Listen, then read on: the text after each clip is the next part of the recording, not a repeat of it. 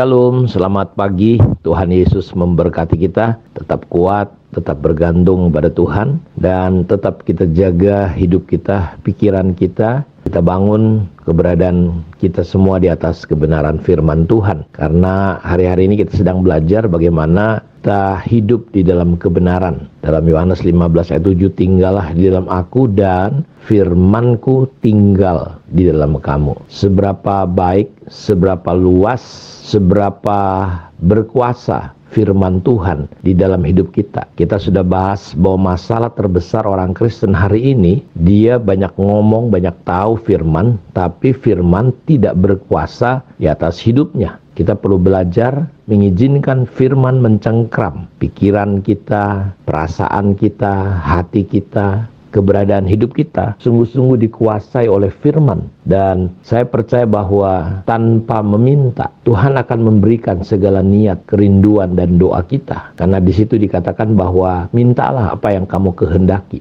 Bapa akan memberikan. Kenapa? Karena ayat sebelumnya kita bukan hanya tinggal di dalam Tuhan, berdoa, tetapi kita firman-Nya tinggal. Banyak orang tinggal di dalam gereja, tinggal dalam pelayanan, tetapi firman Tuhan tidak pernah tinggal di dalam hidupnya. Karena itu saya ingin bagikan 3 berkat ketika kita hidup di dalam firman Tuhan. Yang pertama adalah firman yang kita hidupi itu akan membuat kehidupan kita menjadi sehat, menjadi baik, spiritual, mental, dan lahiriah kita. Sebenarnya kunci kesehatan hidup kita adalah ketika kita mengizinkan firman itu menguasai kita. Alkitab berkata bahwa bagaimana orang berpikir-pikir tentang dirinya, jadilah seperti yang dia pikirkan. Jadi sebenarnya ketika pikiran kita lahir dari firman, firman itu mampu mencipta yang tidak ada menjadi ada. Yesus berkata manusia hidup bukan dari roti tapi dari firman. Langit bumi akan lenyap tapi firman Tuhan tidak.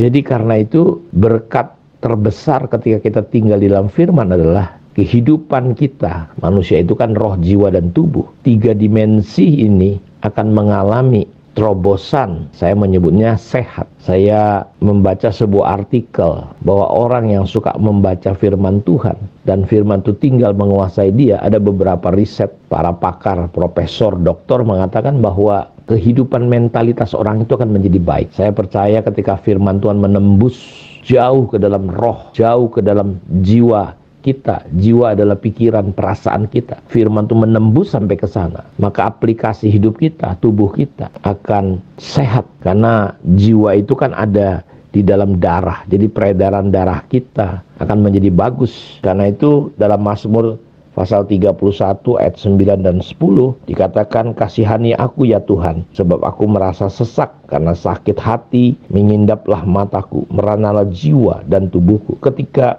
sakit hati yang menguasai kita, Daud berkata paru-parunya, pernapasannya menjadi tidak sehat, merasa sesak. Kenapa? Sakit hati, jadi di hatinya bukan firman, sakit, luka. Mengindaplah mataku, meranalah jiwa dan tubuhku. Bukan hanya berdampak sesak napas paru-paru, mata kita bisa terganggu.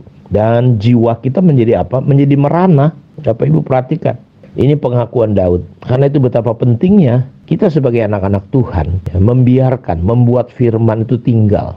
Kita hidup sehingga berkat yang pertama, kita akan merasakan roh, jiwa, tubuh kita ada gairah yang sehat. Kita akan mengalami ketenangan. Dalam ayat yang ke-11-nya, pasal 31, sebab hidupku habis dalam duka. Jadi Daud, ini pengakuan Daud, dan tahun-tahun umurku dalam keluh kesah, kekuatanku merosot karena sengsaraku dan tulang-tulangku menjadi lembah. Saudara lihat, tulang bicara tentang sesuatu yang tidak kelihatan. Jadi banyak sekali kalau saudara ingin mengalami terobosan, sehat mental kita, tubuh kita, belajar firman Tuhan tinggal. Karena firman Tuhan itu menyehatkan jiwa. Firman Tuhan itu lebih mahal dari emas tua, lebih manis dari madu. Firman Tuhan sanggup memisahkan sendi sumsum jiwa roh kita. Ya, jadi dia sanggup begitu tajam, lebih tajam daripada pedang bermata dua. Karena itu biarlah ada timbul kesadaran dalam hidup kita. Kita tidak perlu lagi didorong-dorong, dipaksa, tapi kita mulai mencintai firman Tuhan sampai firman itu berkuasa.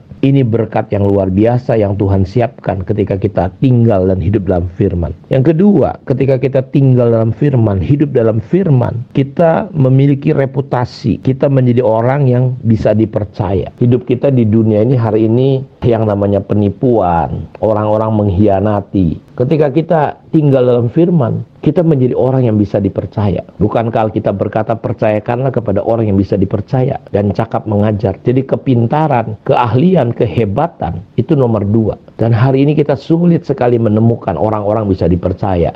Gereja dipenuhi dengan pengurus-pengurus, orang-orang yang katanya pelayanan, tapi ternyata mereka nggak bisa dipercaya, pengkhianat, tidak setia. Di kantor-kantor, di tempat pekerjaan, di mana-mana sekarang masalahnya adalah pekerja-pekerjanya nggak bisa dipercaya. Nanti ditawarin duit lebih mahal sedikit. Misalnya dia chef atau dia bekerja di satu tempat, punya keahlian, orang lirik, wah kamu pintar, ayo kamu pindah aja. Di gereja kita, kamu dapat apa di gereja itu? Dikasih berapa kamu PK-nya? Dikasih lebih tinggi, lalu dia pindah. Dan nilai orang itu ya nilai seduit itu. Nilai hidupnya ya cuma dinilai dengan duit. Hidup kita tidak mahal, murahan. Kita merendahkan diri kita. Daud adalah orang yang bisa dipercaya. Paulus dan Timotius adalah orang yang bisa dipercaya. Dan ini pergumulan, tantangan gereja ke depan.